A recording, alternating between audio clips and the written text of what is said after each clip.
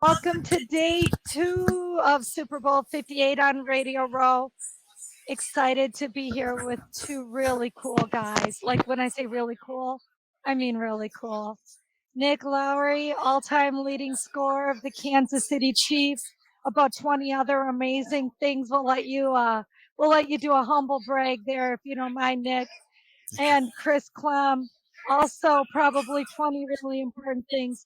Maybe most important, Chief Patrol Agent of the U.S. Border Patrol in Yuma. Yes, probably a few more things to add to that as well. Yes. Let's start with you, Nick. Go ahead, humble brag. What should be on top of Nick Lowery, Kansas City Chiefs all-time leading scorer, and what else? And representing Massive Blue and Overwatch, which is the finest new artificial intelligence technology to help keep communities, law enforcement safe, to help get the bad guys, whether it's at the basic level or the blockchain sophisticated level. We have to do more. 300 people a day are dying of fentanyl overdoses. We have doubling of fentanyl trafficking in this country in the last couple of years. We've got to do more, and this is one way to do it. Yeah. Yeah, the whole thing, like I'm watching YouTube videos of what? Portland, where fentanyl has no regulation and everybody's just a zombie on the street and it's okay. And we're just supposed to say that's okay. Love your neighbor as yourself. And also just walk by. Yeah, and when people are facing really difficult choices, Chief Chris Clem here has been for 27 and a half years, Border Patrol agent and the chief for the last couple of years until a year ago in the Southwest Border Patrol in Yuma. So he's been on the front lines, and that's who you need on your team to make sure we're giving law enforcement, who are all underpaid and overworked, give them what they need to do their jobs. Yeah, we don't talk about that enough, do we? Chris, tell us a little bit about what you're seeing. Well, I appreciate the opportunity to talk about it. I did spend, 27 and a half years as an agent all along the Southwest border.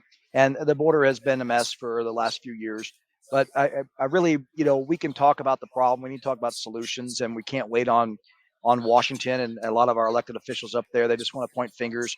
So, we've teamed up with the company Massive Blue and specifically Overwatch, which is machine learning and artificial intelligence to go after the online and social media exploitation and predation that's happening, both on just simple apps to just online and in the whole cyberspace. I equate it to I spent my career working on a conventional method to secure the border. So now the evolution of the adversary is unconventional. So now we're building the cyber wall to protect our country, our companies, and our community, and most importantly, our children. So we're working with law enforcement agencies to get this out there. Love to work with foundations that want to support, anti-trafficking, human trafficking, drug trafficking organizations to combat them. If we can be of help and assistance, and reach out to us at massiveblue.io, and that will kind of lead you to where we can get together and see how we can work to make our country and our cities and our children safer. Yeah, and I can't speak about that enough because I'm a single mom with 8 kids. I live in Milwaukee. I'm on the corridor of human trafficking. I sat all of my kids. My youngest son is in 4th grade, and I sat them down and we all watched as a family that Netflix series of social media and human trafficking and assault. And 4th grade is not too young to start seeing Not exactly anymore. how bad it is. Right. Things you would have never thought you'd show a 4th grader, vulgar, horrid things. I felt like as a good mom, my 4th grader needed to be more aware. What's your advice, guys, for parents? Chris, you want Well, to start? I would tell you this as a parent myself with two wonderful children. Well, they're grown men and grown lady now, um, but it doesn't end, right? You have to educate them, and that's why I really love what we're doing with this company. Is we're putting that safeguard out there because again, the same cell phone that you use to order a cup of coffee or pay a bill online, the adversary is using that to target them, to exploit them, to extort them.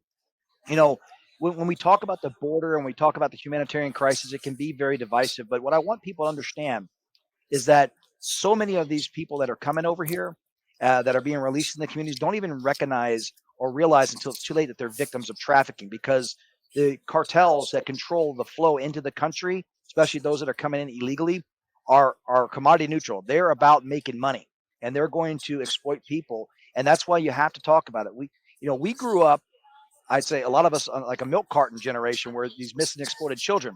You don't see that anymore. It's happening online.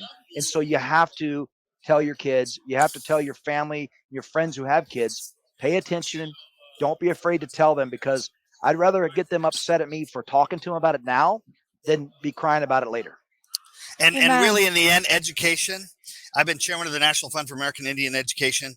Education, if you boil it down, is helping your children discriminate between bad information, good information, and make good choices, to not be victims and reactive in their lives, but to be intentional, to attract themselves to a good life, good relationships, and to pull themselves away from people that don't have their best interest. That's right. And let's talk about that real quick, right? Because we know that there are some parts of the country that are more dangerous than other, and there's some things we need to just be watching for. You guys are the experts. Most dangerous cities and the things that families, parents, and kids should be watching for.